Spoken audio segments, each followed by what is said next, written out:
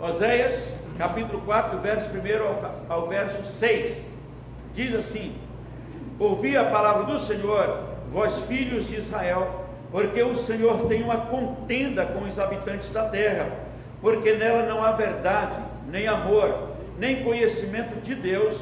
O que só prevalece é perjurar, mentir, matar, furtar, adulterar, e arrombamentos e homicídios sobre homicídios. Por isso a terra está de luto, e tudo que nela mora desfalece, com os animais do campo e com as aves do céu, e até os peixes do mar perecem. Todavia ninguém contenda, ninguém repreenda, porque o teu povo é como os sacerdotes, os quais acusa. Por isso tropeçarás de dia, e o profeta contigo tropeçará de noite, e destruirei a tua mãe.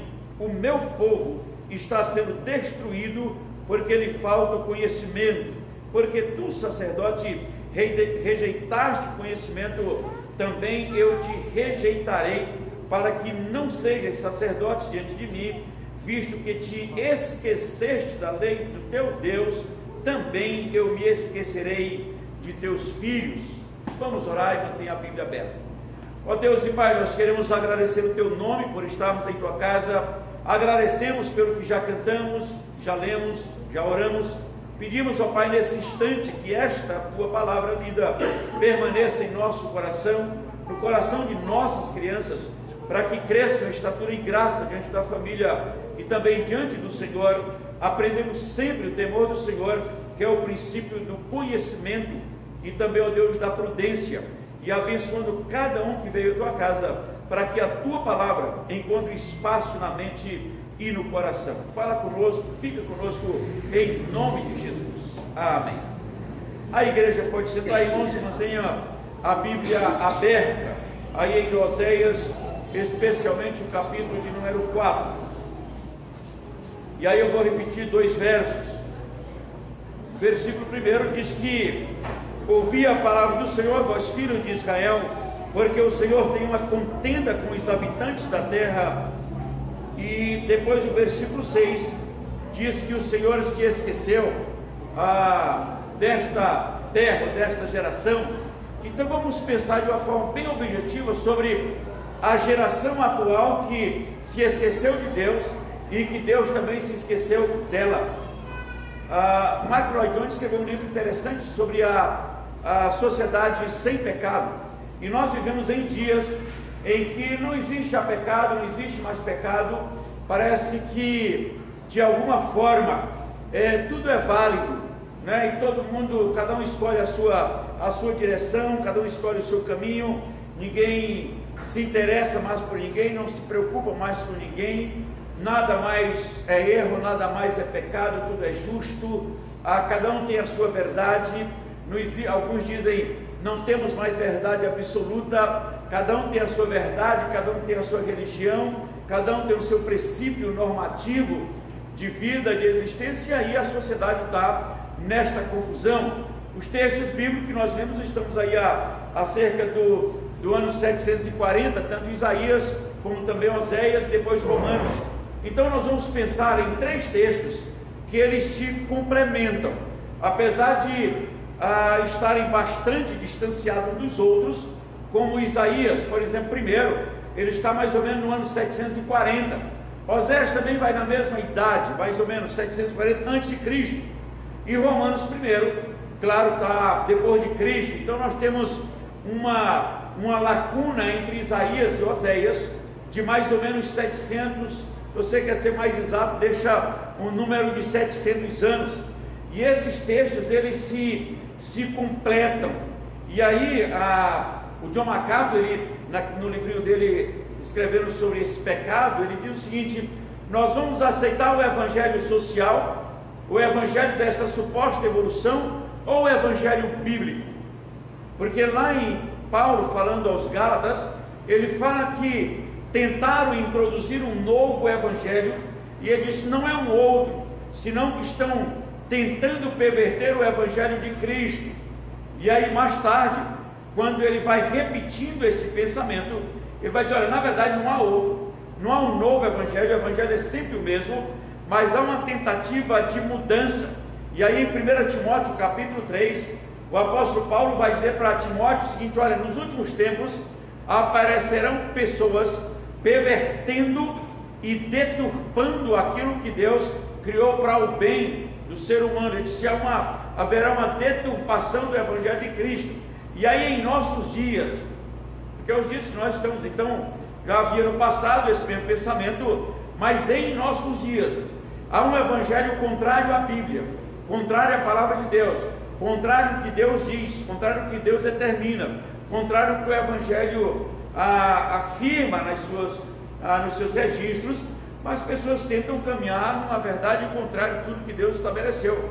Isaías 1, então, quando você, em casa, você vai poder ler, Deus chega a dizer que também tem uma dificuldade com Israel, porque Israel vira as costas para Deus. Ele disse: eu criei filhos, e eles me abandonaram, eles voltaram para trás. E aí ele diz o seguinte: olha, o jumento conhece o seu dono, o boi conhece o seu dono, mas Israel me abandonou. Por isso, quando vocês multiplicarem as orações, multiplicarem os ajuntamentos, multiplicarem as ofertas, ele disse: eu não os ouvirei. Era como se Deus tivesse abandonado uma geração ou um povo, mas é porque o povo se esqueceu de Deus. E quando chega aqui em Oséias, se você continuar lendo em casa, você vai ver que ele traz a mesma direção. É como se Israel tivesse abandonado o Senhor, e aí em nossos dias também se esqueceram de Deus. Cada um vai criando a sua verdade, o seu ninho, a sua suposta religiosidade, a sua crença, e vai dizer: olha, a minha religião é isso daqui, a minha crença é isso daqui. Deus dizendo que a minha crença ou a minha religião é o amor. Vamos dizer que amor não é religião, é outra coisa.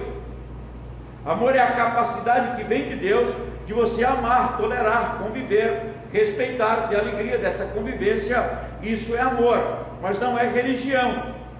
Religião é o ato de Deus, pela sua infinita misericórdia, que une o miserável pecador a Deus. E então, como já dizia Jonathan Edwards, que entre o céu e o inferno só tem a mão de Deus com a sua graça ou a sua misericórdia. Se ele tirar a mão, não sobra nada. Então as pessoas começam a viver em todos os tempos, em nossos dias talvez mais do que nunca, tentar viver sem Deus. E disse: olha, não temos Deus mais, é preciso matar Deus. O teórico do passado já dizia isso. Tira Deus da história. Nós estamos tendo coisas estranhas em nossos dias. A quantidade de pais que matam os filhos e filhos que matam os pais.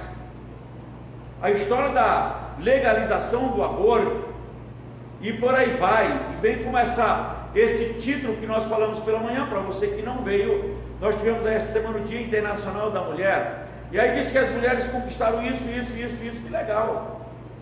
A mulher não é inferior ao homem na sua capacidade, ela tem toda a capacidade, mas o problema é que alguns estão dizendo o seguinte: o corpo é meu, eu faço o que eu quero, mas pagam um preço, e tem pago um preço muito alto. Mas do jeito que estão trabalhando, e aí trabalhando sem lei, sem princípio e sem moral, a Bíblia diz que, primeiro, é uma geração que caminha ao contrário do plano estabelecido por Deus, porque cada um começou a criar a sua própria lei. Então nós estamos em nossos dias quando a palavra pecado, errar o alvo, está sendo extirpado, tirado da nossa sociedade. E aí essa geração caminha colocando Deus à sua margem, esquecendo de Deus. E aí Timóteo diz: não, as mulheres são preservadas porque Deus deu uma missão que é impossível ao homem. Essas mulheres serão preservadas na missão de mãe, e para a missão de mãe, seja biológica ou seja a do coração, elas precisam exercer esta missão. Ele diz: com fé, com amor, com santidade e com bom senso. Então ser mãe é um ministério, é uma missão dada por Deus, e essa missão só é possível ser exercida com fé, com amor, santidade e bom senso. As mães que matam seus filhos na barriga para o seu bel prazer, não há bom senso, não há fé, não há santidade, não há amor. Mas ele diz: em nome da minha preservação. Não. Primeiro é antibíblico, é anti-Deus. E os pais que matam os filhos que matam os pais, é antibíblico, é anti-Deus. Pelo contrário, Deus fala que os filhos devem em tudo obedecer os pais, porque é justo e porque é bom. E ele disse: e será preservada a vida se os filhos obedecerem os pais. Nós estamos em dias que filhos não respeitam os pais mais, os avós. Claro que há exceções, mas é preciso que se volte o pensamento para a Bíblia. E aí você vai no último verso da Bíblia, do Velho Testamento, último versículo, depois em casa você vai ver, que ele fala de João Batista, que viria, baseado também falando de Elias. Depois fala do sol da justiça, que é Cristo. E aí ele diz assim, no último verso, ele diz: olha, ele veio para a conversão do pai ao coração dos filhos, o coração dos filhos sendo convertido ao coração dos pais, para que eu não venha e fira a terra com maldição. Então a maneira de cessar toda essa esquisitice que nós temos em nossa sociedade é coração de pais convertido ao coração dos filhos, e coração dos filhos convertido ao coração dos pais. Ele disse: se isso acontecer, então ele disse: olha, vai cessar a maldição da terra. Então Isaías primeiro fala que é uma geração que se esqueceu de Deus, e aqui em Malaquias 7, de 1 a 7, esta geração esqueceu a senha. Se você ler do versículo 1 ao versículo 7 de Malaquias, você descobre que ele disse: o melhor lá é como uma cerca de espinho. Eles, o sacerdote, o juiz, o profeta, eles se esqueceram de Deus, e por isso Deus também esqueceu deles. E aí, no meio desta confusão e degeneração social, moral e espiritual, de repente o profeta, no versículo 7 de Malaquias 7, ele disse: eu, porém, olharei para o Senhor, esperarei no Deus da minha salvação, o meu Deus me ouvirá. Ou seja, no meio de toda a confusão, ele disse: eu olharei para o Senhor, esperarei no Deus da minha salvação, porque o meu Deus me ouvirá. Miqueias 7,7. Mas se você olha do verso 1 até o verso 7, há o drama que ele vem narrando, dizendo que o povo se esqueceu de Deus e por isso Deus virou as costas. Porque aqui o texto de Oséias diz que Deus tem uma contenda com os moradores da terra. Era para aquela época? Sim. Foram levados cativos para a Babilônia? Foram. Ficaram 70 anos, não cantaram. É só ver o Salmo de número 137, que eles não cantaram lá. Diz que eles foram e não cantaram o Senhor, porque o povo que os levou cativo dizia: cantem um cântico do Senhor para nós. E Israel responde: se nós cantarmos o hino do Senhor em terra estranha, que se grude a nossa língua no céu da boca, porque não cantaremos o cântico do Senhor. E nas aves que lá havia, nos salgueiros que lá havia, nós pendurávamos as nossas harpas e chorávamos, mas não cantávamos. E aí, quando ele sai da Babilônia, tem o Salmo 126, que ele vai dizer: grandes coisas fez o Senhor por nós, por isso agora nós estamos alegres. E muitos verão essas coisas e confiarão no Senhor. Ele disse: porque quem sai andando e chorando enquanto semeia, voltará colhendo os seus feixes. Então ele disse: olha, pode andar, pode chorar, mas é preciso semear, e um dia você voltará colhendo os seus feixes. Está no Salmo 126. Então, se você pega o Isaías primeiro e pega o Miqueias 7, de 1 a 7, ele diz: olha, a senha é voltar para o Senhor. Se nós temos essa geração que parece, segundo alguns, não há mais verdade absoluta, nem o Evangelho mais é absoluto, e se esqueceram de Deus, a Bíblia diz que Deus também se esqueceu deles. E aí você diz assim: pastor, mas é possível Deus se esquecer? A Bíblia está dizendo: esqueceram-se de entregar. Por exemplo, Romanos 1, a partir do verso 18. Aí você lê até o final. Aí diz que esta geração, inculcando-se por sábia, torna-se louca, e aí desprezou o conhecimento do Senhor, e por isso Deus os entregou à disposição mental para praticarem tudo que é contrário à palavra de Deus. E aí eu vou pedir quem tiver Bíblia para ir lá em Romanos capítulo 1. Vamos lá, se você não tem, para você ver se isso está acontecendo em nossos dias ou não. Demos um salto aí de Isaías e Miqueias de 740 anos, ver se esta geração se enquadra nesse Romanos 1, a partir do verso 28, Romanos 1, 28, porque pode ser que não dê tempo você ler em casa, então vamos ler aqui. Olha o que diz Romanos capítulo 1, verso 28. Não é que Deus simplesmente a abandonou e não ama, não é isso, mas é que Deus a entregou. Aí ele diz assim, olha, verso 28, e por haverem desprezado o conhecimento de Deus, o próprio Deus os entregou a uma disposição mental reprovável para praticarem coisas inconvenientes, cheios de toda injustiça, malícia, avareza, maldade, possuídos de inveja, homicídio, contenda, dolo, malignidade, sendo difamadores, caluniadores, aborrecidos de Deus, insolentes, soberbos, presunçosos, inventores de males, desobedientes aos pais. Isso é assustador. Ele disse: desobedientes aos pais, insensatos, pérfidos, sem afeição natural e sem misericórdia. O que é sem misericórdia? Estamos vendo em dias que o indivíduo diz que está aí para assaltar, e a pessoa diz: não, ele só queria se devestir, pede o tênis, o indivíduo não dá, ele mata, o indivíduo tira o tênis, pede o celular, não dá, mata, pega o tênis, e por aí vai. Ele diz: isto é um ato sem misericórdia. Então, se é uma geração que abandonou o Senhor, Deus disse: então eu entreguei esta geração aos seus próprios pensamentos, à sua própria vontade. E o caminho é voltar para Deus, enquanto há esperança, porque Deus é amor, fato, mas Deus é juiz consumidor, fato. Existe o céu, fato. Existe o inferno, é fato. Mas nós temos uma geração que não crê no inferno, nós temos uma geração que não acredita nem no outro lado da vida, acha que tudo é aqui, tudo acaba por aqui, e a Bíblia diz enfaticamente que todos nós compareceremos um dia perante o tribunal de Deus e daremos conta. Então o tribunal de Deus existe, um dia prestaremos conta lá. O céu é uma realidade, não é uma fantasia, mas a geração que caminha a passos largos e a cada dia vai difundindo uma verdade que não é bíblica, que cada um tem a sua verdade, cada um tem a sua religiosidade, ninguém vai interferir na religião de ninguém, a sua filosofia, o seu modo de vida. Paulo diz aos romanos que é algo contrário a Deus, o Criador, que ele disse: então, porque eles desprezaram, então Deus entregou. Mas Deus existe, o Espírito Santo existe, Jesus Cristo existe, e a Bíblia diz que Jesus Cristo veio buscar e salvar o que estava perdido.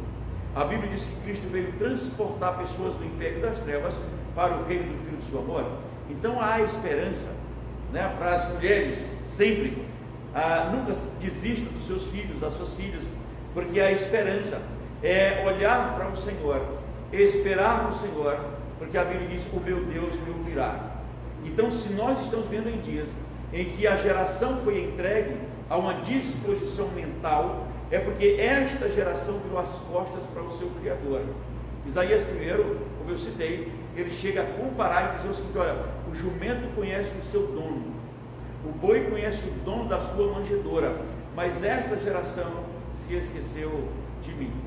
E agora, em Oséias, ele vai dizer que Deus tem uma contenda com os moradores da terra.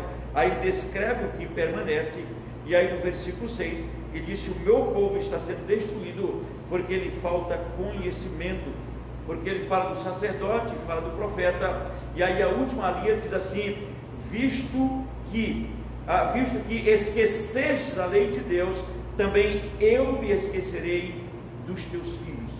É o Criador que está dizendo isso. Já imaginou uma pessoa sem Deus? Se você olhar Efésios capítulo 2, verso 12, e diz qual é o estado desse indivíduo. E diz: naquele tempo vivíamos na terra sem promessa, sem comunidade, sem aliança, sem esperança e sem Deus no mundo. Está lá em Efésios 2, 12. Não tem esperança, não tem aliança, não tem promessa, não tem comunidade, não tem Deus. E aí o verso 19 de Efésios 2 diz: mas agora, ou seja, aqueles que se voltam para Deus, ele disse: agora nós não somos mais peregrinos nem estrangeiros, nós somos da família de Deus. O lugar da mulher, né, não é aonde ela quer.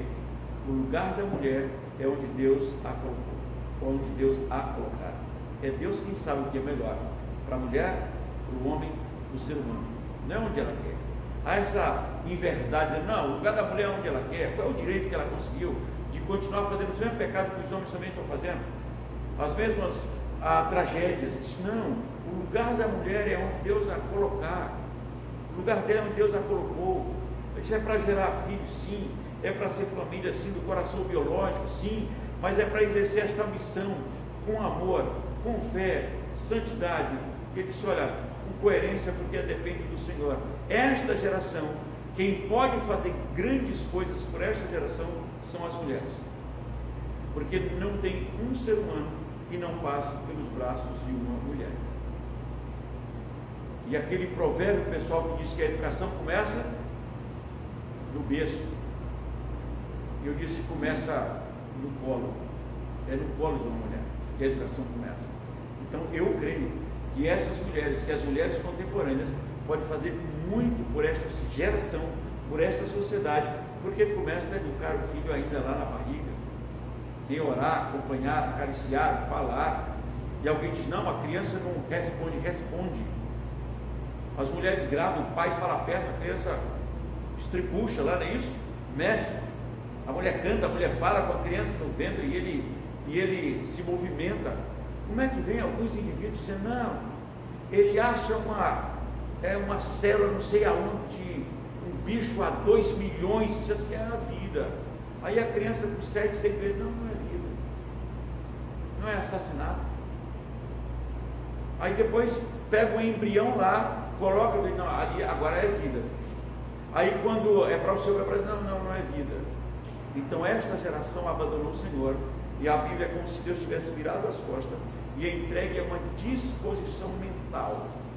O seu lugar como mulher é o lugar onde Deus te colocou, não é pelos seus simples ideais. Sempre é capaz, sim, somos filhos, sim. E se alguém cita grandes mulheres da história, Dia Internacional, eu tenho a minha, com 97 anos, eu estarei lá no Maranhão no próximo dia 7, dia 8, participando com ela dos 97 anos. Pariu 11 vezes, criou os 11. Entendeu? Deu tudo certo. Todos lá. E adotou mais 2 ainda. Juntava pouco. Entendeu? Essa geração que faz o que tem um, meu Deus, é um desespero para criar um. Entendeu? E sempre a culpa é na economia. Não, nossos avós, bisavós criavam 11, 12, no 18, porque esse um teve 18, criou 18. Entendeu? No interior é mais fácil, tá? Melancia, milho verde, manga, rapadura, leite cabrita, né? Vai e dá tudo certo. Vai dar tudo certo. A cidade fica mais complicado, mas a gente tem grandes mulheres exemplares no nosso dia a dia, né? Mulheres que não se vendem a esse mercado louco de toda ideologia e de outras crenças, mas que espera no Senhor. Paulo, quando fala a Timóteo, elogiando o seu ministério, o seu pastorado, ele disse: eu me lembro da fé que é em ti, porque é a mesma fé que teve na sua avó e na sua mãe. Então, essa geração de mulheres, vocês estão aqui na igreja, é uma geração que pode muito influenciar esta geração, porque as crianças começam lá no colo, seja filho biológico, seja filho do coração, mas eles começam lá. Então, que Deus continue nos abençoando e que a gente, como igreja, ou como as mulheres, não caia nesse pensamento atual, um pensamento desastroso, que não é bíblico nem é de Deus. Pelo contrário, estamos no meio de um tempo social que se esqueceu e virou as costas para o seu Criador, mas Deus entrega uma disposição mental, mas chama de volta, quando Ele diz: vinde a mim, todos cansados, sobrecarregados, e eu vos aliviarei. Então, tomai sobre vós o meu jugo e aprendei de mim, porque eu sou manso e humilde de coração, e achareis descanso para a vossa alma. Alguém já dizia, eu acho que é Marcos Nordal, que dizia: nós estamos vivendo no século do desespero. É o século do desespero, né? A falta de tudo e de fé principalmente. Que Deus tenha misericórdia desta geração que foi entregue por Deus a uma disposição mental, mas que chama de volta para o encontro pessoal com o seu Criador. Que Deus abençoe. Amém. Vamos ficar em pé, vamos orar ao Senhor. Pai Santo, nós queremos agradecer o Teu nome, porque a Tua palavra nos adverte, porque a Tua palavra é viva e eficaz. Agradecemos, ó Deus, porque esta geração que tem se esquecido do Senhor, mas também, ó Deus, tem uma geração neste instante que Te busca e Te adora em espírito e em verdade, e que proclama o Teu nome, e que anuncia a Tua justiça no meio dessa geração confusa. Ó Deus, nos abençoe, que a Tua palavra permaneça em nosso coração, nos dando uma noite de paz, uma noite de descanso, uma semana abençoada em nossas atividades, tendo o cuidado do Senhor e vendo, ó Deus, os planos e os projetos do Senhor para cada um de nós. Isso nós te pedimos em nome do Deus Pai, Filho e Espírito Santo. Amém.